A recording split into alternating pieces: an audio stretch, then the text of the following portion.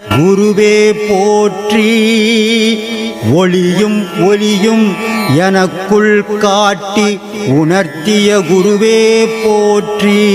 ரொம்ப சந்தோஷம். இவர் இந்த அம்மா இவர் விஓவாக இருக்கிறார், திருவள்ளூர் விஓவாக இருக்கார். இந்த அம்மா மனைவியாக இருக்கிறாங்க. இவங்க 2 பேர் தான் எனக்கு அடுத்தபடியாக ஆசிரமத்தை மெயின்டைன் பண்ண போகிற குருமார்கள். லேடிஸுக்கெல்லாம் அந்தம்மா உபதேசம் கொடுக்குறாங்க, ஜென்ஸுக்கெல்லாம் இவர் உபதேசம் கொடுக்குறாரு. ஏன்னா இது மாதிரி பேசும்போது பல பேருக்கு என்ன இருந்தாலும் இப்படி பேசுகிறாரு, உண்மையை சொல்கிறீங்க, உண்மையை நான் ஏற்றுக்கினா தானம்மா கோபமாக பேசுகிறாரு அப்படின்றானே. போன மாதம் கிளாஸில் ஒரு பையன் வந்தான், நான் வேலை செய்யக்கூடாது, எந்த கஷ்டப்படக்கூடாது, வாழணும்னு செத்து போயிடணும். அந்த செத்து போனது 1 கோடிக்கு மேலே போயிடுச்சான். ஏன் சொல்கிறேன்னா, வாழ்க்கை சிரமப்பட்டு வாழணும். இந்த உலகத்தில் கொஞ்சம் ஏமாந்தீங்கன்னா நீ கொல்ல போயிடுவேன். அப்படிப்பட்ட உலகம் இது. இப்படிப்பட்ட உலகத்தில் நீ உழைக்காமல் வாழ முடியுமா? நீ வாழணும், உன் சந்ததியை வாழ வைக்கணும். அப்போ நீ உழைச்சி தான் ஆகணும். சிரமம் இல்லாத பிறப்பே கிடையாது. ஒரு தாயினுடைய கர்ப்பத்திலேருந்து ஒரு குழந்தை வெளியே வரும்போது அது பிறக்கிறத விட செத்து போயிடலாம். அவ்வளோ சிரமப்பட்டு தான் இவ்வளோண்டு வாயில் இவ்வளோ பெரிய குழந்தை வருது. அப்போது அது எவ்வளோ மல்லு கட்டி எவ்வளோ கஷ்டப்பட்டு அது இந்த பூமிக்கு வந்து விழுது இல்லையா? அப்போ தான் அது அடையாளம் ஆகும். ஆனால் இவ்வளோ சிரமப்பட்டு அந்த தாய் வேதனைப்பட்ட பாரு மறுபிறவி. ஆனால் இவ்வளோ வேதனைப்பட்டு ஒரு குழந்தைய பெற்றுக்கணுமானா அந்த குழந்தை பிறந்ததால் தான் இவளுக்கு அம்மானே பேர் வந்தது. இந்த குழந்தை பிறகுலாம் இவளுக்கு அம்மானு பேர் பிடிச்சது. அந்த பேருக்காக அவள் சிரமப்பட்டான். இவன் உலகத்தில் வந்ததுக்காக இவன் சிரமப்பட்டான். அப்போ சிரமம் இல்லாத வாழ்வே இல்லையே, இல்லையா? அதே மாதிரி இந்த உடலை விட்டு உயிர் போகும்போது நீ இருப்பாங்க, நான் போயிட்டு வரேன்னு போகாது. இது அச்சு ஒச்சி, சில பேருக்கு மலம் போயிடும் உயிர் போகும்போது, சில பேருக்கு விந்து போயிடும் உயிர் போகும்போது. அப்போ எவ்வளோ சிரமப்பட்டும் உயிர் போகுது. அப்புறம் சிரமம் இல்லாது எப்படிதான் அப்போ வாழறது? எனக்கு கூட சொன்னான், நான் தெரிஞ்சுப்பேன். அதனால் உலகம்ன்றது சிரமத்தில் வாழறது தான். இந்த சிரமத்தை இறைவன் பார்த்துன்னுக்குறான். உன்னை நல்லா படிச்சுனப்பா, இப்போ நீங்கள் ஒரு தாய் 2 குழந்தைங்க வச்சுங்கிறீங்க. இந்த 2 குழந்தைங்களுடைய எண்ணம் உங்களுக்கு தாய்க்கு என்ன வரும்? என் குழந்தைங்க அறிவாளியாக இருக்கும், என் குழந்தைங்க நிம்மதியாக வாழணும், என் குழந்தைங்க சந்தோஷமாக இருக்கணும். இதானே ஒரு தாய்க்கு கிடப்பு. ஆசிரமம் கட்டி குறைஞ்சது ஒரு 5000 பேருக்கு உபதேசம் கொடுத்துருக்குறாங்க. இந்த 5000 பேருக்கு உபதேசம் கொடுத்ததில் ஒரு 50 பேர் கூட இன்னும் தேரலை. இது ஒரு பெரிய வருத்தம். ஒரு 2 வருஷம்தான் ஆகுது. பூந்தமல்லியிலேருந்து துரைன்னு ஒரு சீடர், இன்றைக்கி அவர் உச்ச நிலையில் இருக்கிறார். ஒரு 3 வருஷம்தான் ஆகுது. இங்கிலாண்டில் வதனின்னுட்டு அது கடவுளையே பார்த்துட்டு திரும்பிடுச்சு. லக்ஷ்மின்னு ஒரு பொண்ணு, சின்ன வயசு. என்னங்க ஆன்மீகத்தில் போகிறதுக்கு எல்லாம் முடிச்சுட்டு போனங்க, வயசாகி தானங்க போனோம் அப்படின்னு சொல்லுவாங்க. அந்த பொண்ணு கிட்டத்தட்ட ஒரு 30 வயசு தான் இருக்குது. அந்த 30 வயசில் பெண்களில் அருமையான பயணம் பண்ணுது. அதே மாதிரி அவங்களுடைய வீட்டுக்கார் மணிகண்டன். இந்த ஆன்மீகம் நான் கற்றுக் கொடுத்ததுக்கு 5000 பேர் கற்றுக் கொடுத்துருந்தாலும் இந்த ஒரு 10 பேரை நினச்சி தான் இன்னும் சொல்லிக்கினே இருக்கிறேன். ஒரு 4 மிட்டாய் வாயில போடுறா அப்படின்னா என்னது இதுன்னா, இது தாண்டா உனக்கு அது சரியாயிடும், என்னோட க்ளோஸ் ஃப்ரெண்டு போடுறான்னா என்னது இதுன்னா முதல்ல சொல்லு. மாத்திரை தாண்டா சரியாயிடண்டாண்ணா. எவ்வளோ இது? இந்த பாட்டில் 50 ரூபாடா. குப்பையில போடு. ஒரே வாரத்தில் சொல்லிட்டான் சாமி, குப்பையில போடு. ஒரு மாத்திரை 80 ரூபாய். நான் இந்த வாரம் பூரா எனக்கு சாப்பிடணும்னு டாக்டர் எழுதி கொடுத்தாரு, நான் சாப்பிட்டுன்னு இருக்கேன், அதுவே எனக்கு சரியாகல. 80 ரூபா ஒரு மாத்திரை. டெய்லி 4 மாத்திரை போட சொல்லிக்கிறாரு. என்ன 4 வேளைக்கு சாப்பிட்டுட்டு இருக்கிறேன். மருந்து வேற கொடுத்துருக்காரு, ஊசி போட்டாரு, இவ்வளவும் பண்ணிருக்கிறாரு, எனக்கு சரியாகல. இவர் 4 மிட்டாய் எடுத்து வாயில போட்டு சரியாயிடுச்சு, ஏத்தனை போடான்றான் என்ன. அப்பதான் நான் நினைச்சேன், அடடா இந்த பகட்டுக்கே உலகம் வாழ்ந்துகிட்டு இருக்குது, நல்லதையே யோசிக்கல, தெரிஞ்சுக்கலையே, இது எப்படிப்பட்ட மாத்திரை இது? நான் அனுபவிச்சு சொன்னாத. எனக்கு அப்படிதான்டா இருந்தது. அவர் எனக்கு ரொம்ப க்ளோஸ்டா. நான் கேட்டேன், எனக்கு கொடுத்தாரா டப்பால, நான் சாப்பிட்டேன், அப்பயே சரியாயிடுச்சுடா, ஒரே ஒரு டோஸ் தாண்டா போட்டேன் நான். என்ன நீ விளையாடுற நீ? எம்டி தெரியுமா அந்த டாக்டரு, எம்பிபிஎஸ் எம்டி. ஒரு மாத்திரை 80 ரூபாய் எனக்கு எழுதி, டெய்லி 4 மாத்திரை போட்டுனுக்கிறேன், ஒன்றும் சரியாகல. ஸ்பெஷலிஸ்ட பார்க்க போறேன், இதெல்லாம் போட்டுன்னா பிரச்சனை வந்துடும், வேணான்றான். உன் தலையெழுத்து அப்படின்னு தான் நான் என்ன பண்ண முடியும், உனக்கு விதி எழுதி வச்சுக்குது, போடான்ட்டேன். கடைசியில் போய் ஆப்ரேஷன் பண்ணின்னு வந்தான் சாமி வயித்த. அவன் பைத்தியக்காரன், அவன் ஒன்றும் சொல்றதுக்கு இல்லை. இது மாதிரி சில விஷயங்கள் வந்து பகட்டுக்காகவே மனுஷன் வாழறான். அதுக்கு சொல்ல வர இதை, நீ 5 ரூபாய்க்கு 5 மாத்திரை நான் ஒத்துக்கவே மாட்டான். அது நல்ல மாத்திரையாக்க, அதை பத்தி அவசியம். அது கர்மாவா குருமாவா நமக்கு தெரியாது சாமி. ஏன்னா ஒரு நல்ல விஷயத்த சொன்னா கூட எடுத்துக்க மாட்டான்னா, கர்மம் போட்டோ விடு, அது நமக்கு வேண்டாம். ஏன்னா அவ்வளோ வைத்தறிச்சலான விஷயம் அது.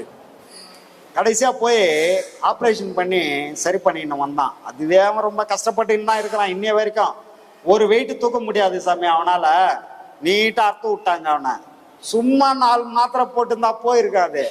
இதோட விளைவு என்னன்றதே அவங்களுக்கு பின் விளைவு தெரியாம. இப்போ உதாரணத்துக்கு நீங்க அந்த மெடிக்கல்ல மாத்திரை வாங்கியிருந்தீங்கன்னா தெரியும். சும்மா தலைவலின்னு போனீங்கன்னா, என்னப்பா தலைவலிக்குது சாமி, டாக்டர் ஒரு ஊசியை போட்டுட்டு, இந்தப்பா தலைவலி ஒண்ணு, இது எதுவும் சைடு எஃபெக்ட் பண்ணாம அவியல் ஒண்ணு, அதுக்கு கீழே இன்னொன்னு தருவார், இது வந்து வயிற்று வலியை ஏற்படுத்திடுவா, இதை போட்டீங்கன்னா. அந்த வயிற்று வலி இல்லாததுக்கு ஒண்ணு, மொத்தம் 3 மாத்திரை கொடுப்பாரு உங்களுக்கு. நீ போனது என்ன, தலைவலிக்கு போன, உனக்கு கொடுத்த மாத்திரை என்ன, 3 மாத்திரை கொடுத்தாரு. 3 மாத்திரை, ஒரு வேளைக்கு 3 மாத்திரை, 2 நாளைக்கு 9 18 மாத்திரை உனக்கு கொடுத்தாரு. 18 மாத்திரை, ஒரு 1000 ரூபாய், 500 ரூபாய் ஃபீஸு, 500 ரூபாய் மாத்திரை மருந்து, 1000 ரூபாய் உனக்கு திருப்தியா போயிருக்கோம், வந்திருப்ப, தலைவலி போயிருக்கோம். ஆனா வேற வேற வழியை உருவாக்கி இருக்கோம், அதுக்கும் மாத்திரை கொடுத்துட்டாரு, அதுக்கெல்லாம் சேர்த்து துட்டு வாங்கிட்டாரு. அதனால இப்போ வந்து அந்த 2 நாள்ல உனக்கு சரியாயிடுச்சு. ஆனா சைடு எஃபெக்டே இல்லாத ஒரு மாத்திரை நாம சக்தி கொடுக்குறாப்புல, அதை வாங்கி கொடுத்தா அவன் வேணான்ட்டான். அவன் விதி விளையாடிச்சு, கடைசியில வயிற்று அர்த்தம் இன்னைக்கும் மாத்திரை சாப்பிட்டுன்னு இருக்கிறான். சரி, அது போட்டோம், எங்கேயோ போய் எங்கேயோ வந்துட்டோம். அப்போ என்ன ஆயிடுச்சுன்னா, இந்த ஆடம்பரத்தை விரும்பினா இந்த மாதிரி விளைவுகளை சந்திக்க வேண்டிய சூழ்நிலை வந்துடும். அதனால அந்த ஆடம்பரம் ஆரவாரத்தை தவிர்த்துடுங்க.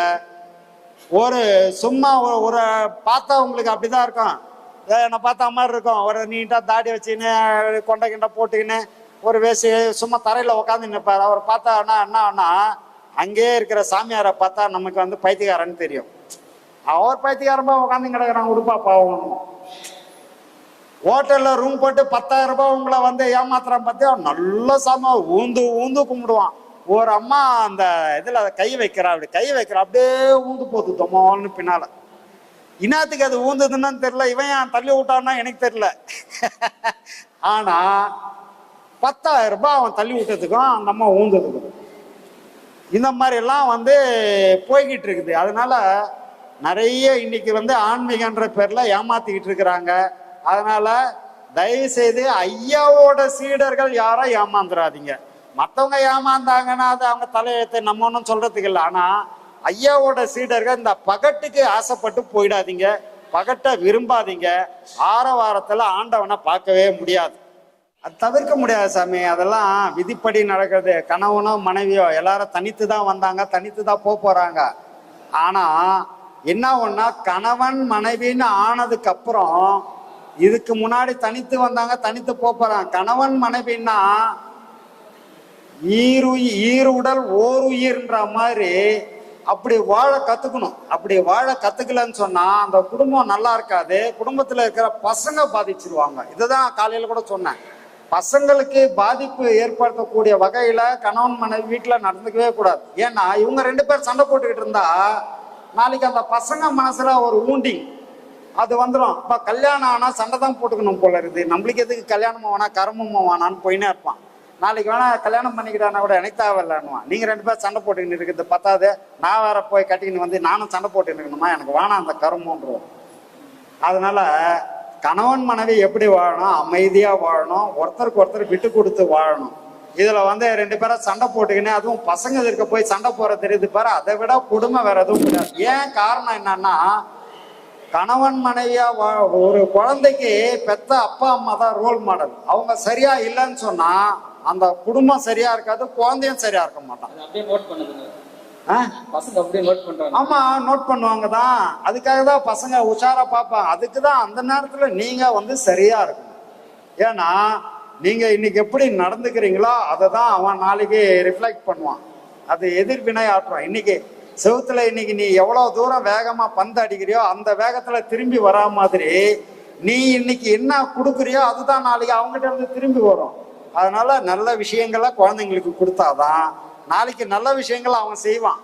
நீ இன்னைக்கே 2 பேரா சண்டை போட்டுன்னு நீ ஒரு பக்கம் ஒரு டர்ரு புர்ருன்னு இருந்தீங்கன்னா அவன் வளர்ந்தவனும் அவனும் உன் மேல அப்படிதான் காட்டுவான்.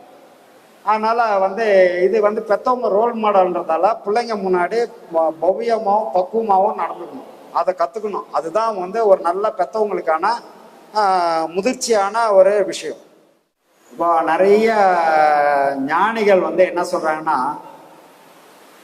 தன்னை அறிய தனக்கொரு கேடு இல்லை, தன்னை அறியாமல் தானே கெடுகின்றான், தன்னை அறியும் அறிவை அறிந்த பின் தன்னை அறிந்து தான் இருந்தானே நான், திருமூலர் பாடல்ல. அதே மாதிரி நம்மளை என்ன சொல்றாங்க அப்படின்னா, உயிர் சிவலிங்கம் அப்படின்றாங்க. சிவலிங்கத்துக்கு நிறைய விளக்கங்கள் இருக்கு. தன்னை அறியும் அறிவை அறிந்த பின் தன்னையே தான் இருந்து அர்ச்சிக்கின்றானேன்னு திருமூலர் ஒரு பாடல்ல சொல்றாரு. அப்போ தன்னை உணரணும் அப்படின்னு சொல்றாரு. இவரு ரமணர் என்ன சொல்ற, உன்னை யாருன்னு முதல்ல கேளு, உன்னை யாருன்னு தெரிஞ்சுக்க அப்படின்னு சொல்றாரு. இத ஒருத்தர் வந்தாரு ஐயா கிட்ட, ஐயா நான் யாருன்னு தெரியணும் அப்படின்னாரு. இது மாதிரி உக்காந்துட்டு இருக்கிறாங்க அங்க கோயிலாண்ட. ஐயா முன்னா கோயிலாண்ட அந்த கிளாஸ் நடக்கும்.